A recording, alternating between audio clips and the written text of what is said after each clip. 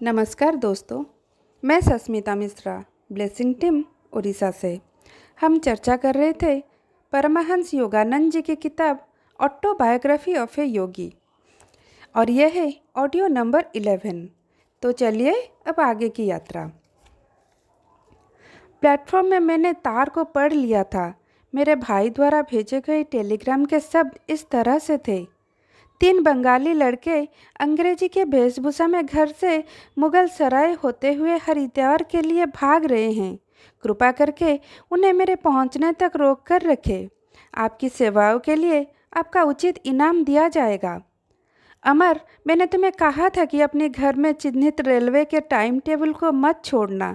मेरी आंखों में नाराजगी थी। मेरे भाई को वहां जरूर मिल गया होगा। अमर ने मेरी डांट चुपचाप स्वीकारी। बरेली में हम थोड़ी देर के लिए रुके, जहां द्वारिका प्रसाद अनंत द्वारा भेजे गए तारपत्र के साथ हमारा इंतजार कर रहा था। मेरे मित्र ने हमें बहुत रोकने की कोशिश की। मैंने उसे विश्वास दिलाया कि हमारे पलायन के उद्देश्य को हल्के में मत लो, जैसा कि पहले हुआ था।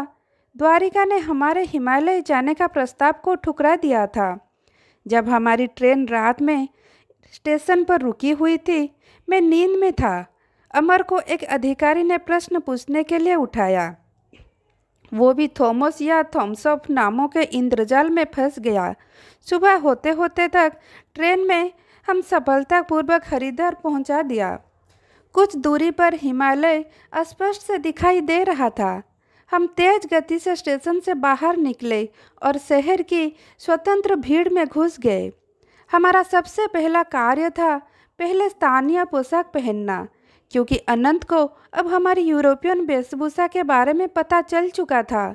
मेरे मन में अभी भी पकड़ जाने का भय सबसे ऊपर था। हमारा हरिद्वार से बाहर जाना भी श्रेयस्कर था। ये सोचकर हमने सदियों से साधु संतों के चरणों से पवित्र नगरी ऋषिकेश के लिए टिकट ले ली।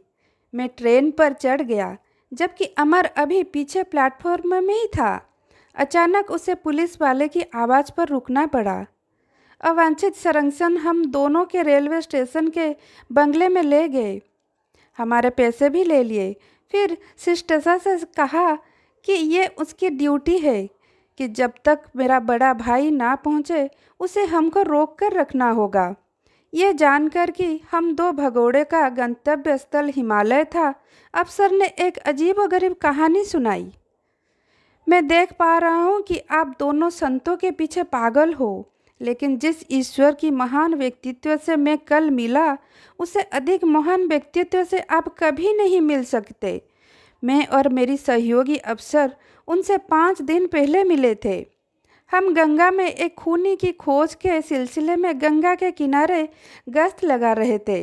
हमारे पास निर्देश था कि मिलने पर उसे जिंदा अथवा मुर्दा बंदी बनाया जाए। उनके बारे में हमें बताया गया था कि तीर्थ यात्रियों को लूटने के लिए वो साधु का छद्म वेश धारण कर लेता है। दिन बीतने में थोड़ा समय था जब हमने ऐसी आकृति देखी जो उस अपराधी के वर्णन से मिलती जुलती थी। जब वो हमारे आदेश पर नहीं रुका तो हम उसे पकड़ने के लिए दौड़ पड़े। मैंने कुल्हाड़ी से उस पर तीखा वार किया और उस व्यक्ति का दाहिना हाथ मानो शरीर से अलग ही हो गया था। बिना कराए या अपने घाव पर नज़र डाले वो अजीब सा अजनबी अपने पहली गति से ही चल रहा था। जब हम कूदकर उसके सामने खड़े हुए, वो धीमे से बोला, मैं वो खूनी नहीं हूँ जिसे तुम खोज रहे हो।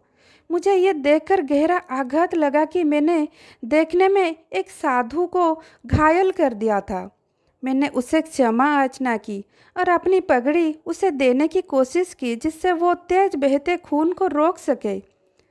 बेटा, आपके द्वारा वो वार एक गलतफहमी की वजह से था, ये मैं समझ सकता हूँ।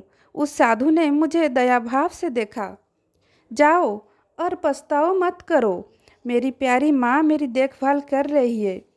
उसकी लटकती हुई बाहें को खींचा और कंधे के जोड़ पर दबाकर लगा दिया, और आश्चर्य, वो जुड़ गई और उसमें से खून बहना भी बंद हो गया। 3 दिन बाद मुझसे उस पेड़ के नीचे आकर मिलो। मुझे तुम पूर्ण स्वस्थ पाओगे। इस प्रकार तुम्हें पश्चाताप भी नहीं रहेगा।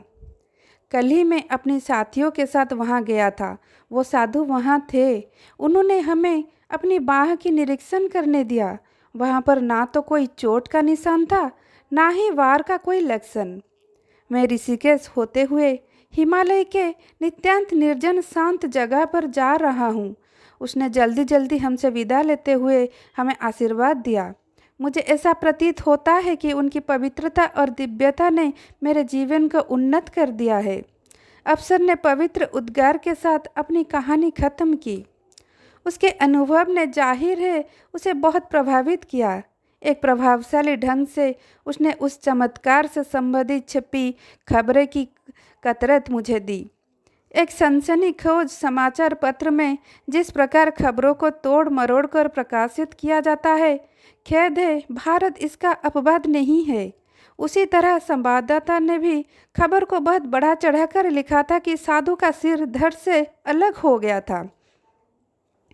अमर और मुझे बहुत अफसोस हुआ कि इतने महान योगी जो अपने को मारने वाले को इतनी सरलता से माफ़ कर सकता है, एक ईसा मसीहा की तरह भारत भले ही भौतिक संपदा के तराजू में पिछले 2 सालों से गरीब हो गया हो, मगर उसके पास अभी भी कभी कभार राह चलते लोगों को, यहाँ तक कि सांसारिक व्यक्तित्व जिसे पुलिस वाले भी आध्यात्मिक गगनचुंबी व्यक्तियों के दर्शन पा ही लेते हैं।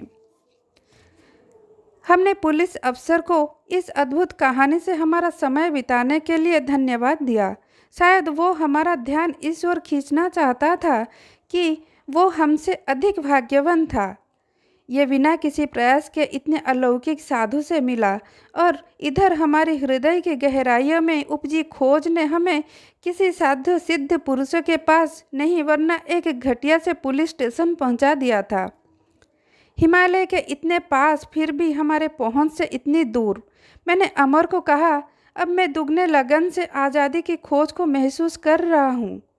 जैसे ही मौका मिले चलो हम भाग चले।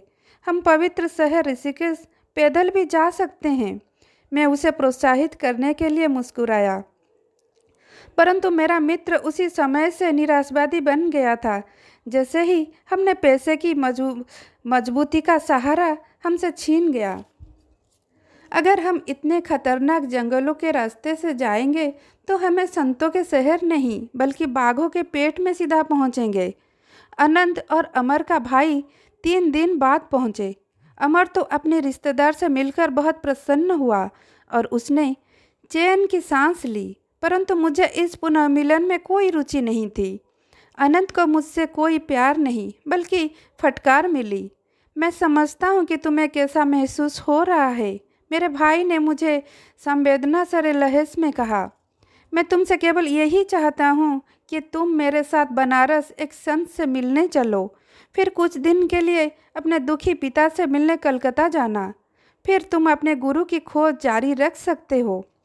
यहाँ पर अमर ने वार्तालाप के बीच में हमें रोककर कहा कि मेरे स्थान पुनः हरिद्वार आने में अब उसकी कोई रुचि नहीं है। वो अपने पारिवारिक स्नेह से ओतप्रोत था और उसका आनंद ले रहा था, मगर मुझे पता था मैं कभी भी अपने गुरु की खोज के बीच में नहीं छोड़ूंगा। हमारी मंडली बनारस के लिए गाड़ी में सवार हो गई। वहाँ मुझे तुरंत ही अपनी प्रार्थना का जवाब मिल गया। अनंत ने पहले से ही एक चतुराई और फैसले से भरी योजना बनाई हुई थी। हरिद्वार में मिलने से पहले ही वो बनारस उतर गए और एक शास्त्री पंडित के साथ मिलकर मुझे उससे उपदेश दिलवाने की व्यवस्था कर रखी थी। पंडित और उसके पुत्र ने मुझे सन्यासी पद से विमुख करने का वचन अनंत दास से दे दिया। अनंत मुझे उनके घर ले गए। उनका पुत्र जो अति उत्साही स्वभाव का था, उसने मेरा स्वागत बरामदे में किया।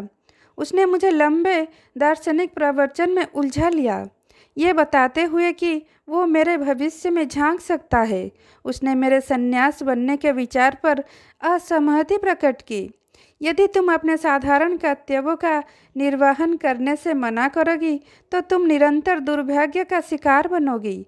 जब तक तुम अपने पूर्व कर्मों को अपने सांसारिक अनुभवों से समाप्त नहीं करोगे, तब तक तुम ईश्वर को पाने में असमर्थ रहोगे। आज के लिए इतना ही। नमस्कार।